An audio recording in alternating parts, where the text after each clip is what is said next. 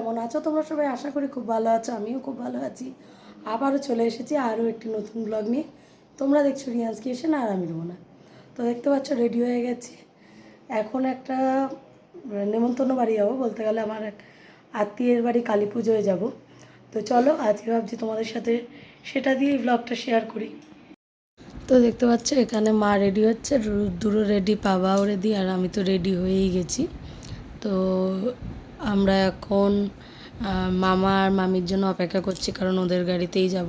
তো ততক্ষণে রোদ্দুরের খিদে পেয়ে গেছে, তো ওকে একটা বিস্কুটের প্যাকেট আর একটা চিপস দিয়ে দিয়েছি ততক্ষণে, কারণ রোদ্দুর বিকেলে উঠে সেরকমভাবে কিছু খায়নি, ওর একটু হেঁচি হচ্ছিলো বলে। আর আমরা এখানে বসে আছি, মামাদের জন্য অপেক্ষা করছি।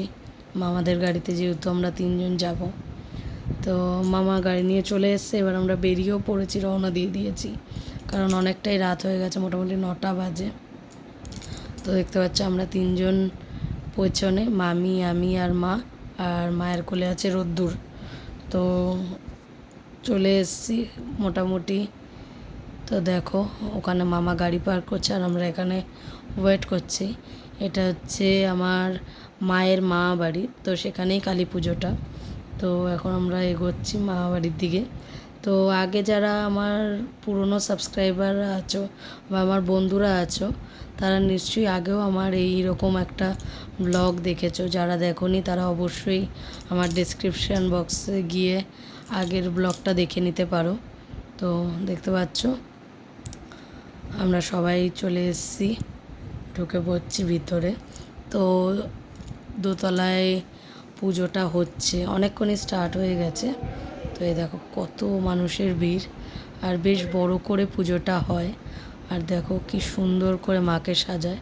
তো দাঁড়াও তোমাদের জন্য একটু জুম করে। তো দেখতে পাচ্ছ দক্ষিণেশ্বরে যেমন শাড়িটাকে খুব সুন্দর করে পরায় মাকে, এখানে ওরা প্রত্যেক সপ্তাহে বলো বা প্রত্যেক ইয়েতে বলো, ওরা শাড়িটাকে এবার চেঞ্জ করে সুন্দর সুন্দর করে পরায় আর ভীষণ সুন্দর করে সাজায়।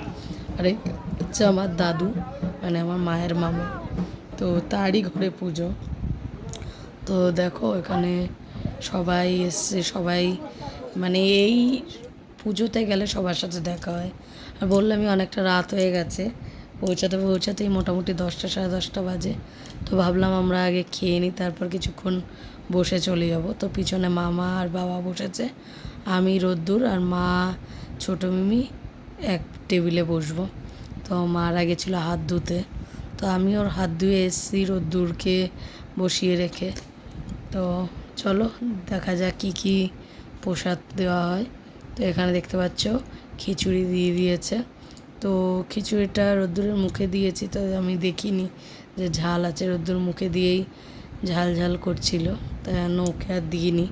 তো এখানে খিচুড়িটা ঝাল হলেও খেতে কিন্তু খুবই সুন্দর হয়েছে। তো শুধুই খিচুড়ি আমি খেয়ে নিচ্ছি, ভীষণই ভালো লাগছে। আর গরম গরম তো আরও টেস্ট লাগছে। তো দেখি এর সাথে কি দেয়। তো আমারও মোটামুটি ঝাল লাগছে, দেখতেই পাচ্ছ। আমি বারবার করে একটু একটু করে জল খেয়ে নিচ্ছি।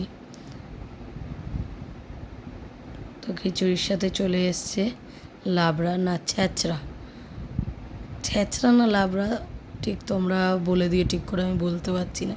ছ্যাঁচড়া তো হয় মাছের কাঁটা দিয়ে, যেহেতু কালী পুজো, এখানে তো আর মাছের কাঁটা না, এখানে লাবড়াই হয়েছে, এটাকে লাবড়াই বলে। তো খিচুড়ির সাথে লাবড়া দিয়ে দিয়েছে।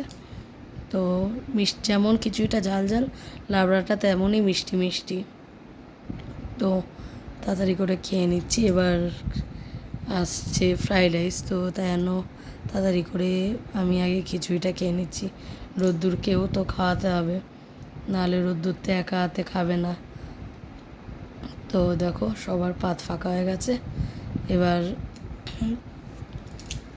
ফ্রাইড রাইস আসছে, ফ্রাইড রাইসের মধ্যে অনেক কিছু দিয়েছে, পনির টনির দিয়ে, নিরামিষ হলেও কি অনেক কিছু দেওয়া আছে। তো দেখতেই পাচ্ছ ঝুরঝুরে ফ্রাইড রাইস দিয়ে দিয়েছে। তো রোদ্দুরকেও অল্প করে দেওয়া হলো, ও তো নিজের হাতে খাবে না, কিন্তু পাতা তো ওকে দিতেই হবে। তো পিছনে দেখো আমার মায়ের মামিটামিও বসে আছে, তাই ভাবলাম তোমাদের সাথে একটু দেখিয়ে দিই। আর ফ্রাইড রাইসের সাথে চলে এসছে কষা কষা কাশ্মীরি আলুর দম, ভীষণই টেস্ট হয়েছে। আর সব রান্নাই খুব ভালো। এদিকে রোদ্দুর করছে বায়না, খাবে না এখন, তো চলো আমি আগে খেয়ে দেখি ঝাল টাল হয়েছে নাকি, তারপর ওকে খাওয়াবো। তো আলুর দম তো একটু একটু ঝাল হবেই, কারণ মিষ্টি মিষ্টি তো আলুর দম হয় না, মিষ্টি আছে কিন্তু ঝালও আছে। তো তাই জন্য রোদ্দুরকে শুধু রাইসই খাওয়াচ্ছি। আর রোদ্দুর না একদম কিশমিশ খেতে পছন্দ করে না, তাই মুখে কিশমিশ পড়েছে বলে বের করে দিল। তো একদিকে আমি যেমন খাচ্ছি তেমন হাতটা মুছে, যেহেতু আলুর দমটা ঝাল হয়েছে, তো ওদিকে রোদ্দুরকেও খাচ্ছে। আর মাদের এত পছন্দ হয়েছে লাবড়া, তো মারা আবার লাবড়া নিয়ে নিয়েছে। তো এখানে দেখো আমি পনির খুঁজে খুঁজে নিচ্ছি, কারণ পনির আমার খেতে খুবই ভাল লাগে। তো মোটামুটি সব খাবারই আমার খেতে ভাল লাগে। তো যেহেতু পনির আছে তো ভাবলাম একটু নিয়েই নিই। আর এদিকে রোদ্দুরকে খাচ্ছি আর একদিকে আমি খাচ্ছি। তো চলো তাড়াতাড়ি খাওয়াটা শেষ করি, তারপর কী আসে দেখি। আর রোদ্দুরকে নিয়ে বসা হচ্ছে এই এক সমস্যা, কারণ রোদ্দুর কোথাও গেলে এমনিতে বাড়িতেও খায় না রাইস টাইস একা হাতে।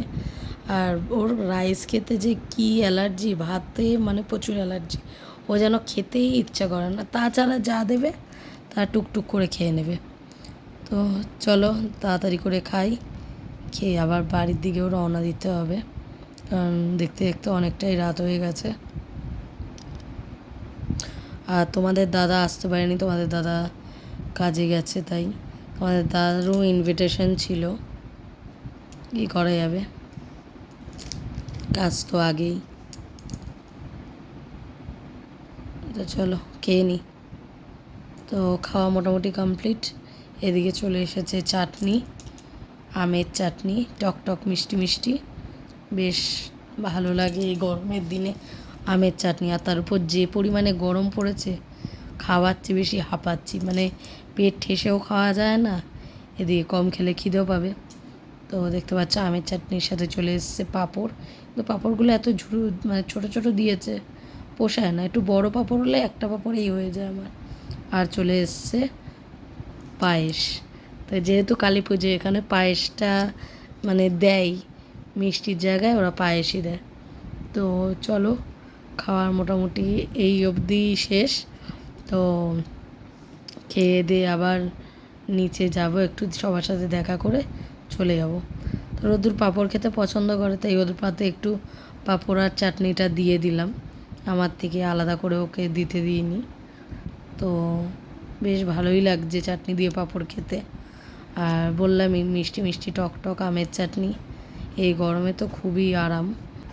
তো আমার চাটনি খাওয়া হয়ে গেছে, আমি বেশি চাটনি খেতে পারি না আবার। তো পায়েসটা খেয়ে নিচ্ছি, আর এদিকে মায়ের সাথে দাঁড়িয়ে দাঁড়িয়ে মায়ের মামি কথা বলছে। তো খাওয়া দাওয়া হয়ে গেছে, এবার নিচে চলে এসেছি, রোদ্দুর দেখছে ফিশ। আর এবার দেখা করে চলে যাব বাড়িতে, কারণ মোটামুটি 11টা 11:30 বাজতে যায়। তো একটু ঠান্ডা হাওয়া খেয়ে আর বাড়ির দিকে রওনা দেবো। তাহলে বলো ব্লগটা কেমন লাগলো। চলো আজকের মতো আসি, আবার দেখা হচ্ছে আরও একটি নতুন ব্লগে।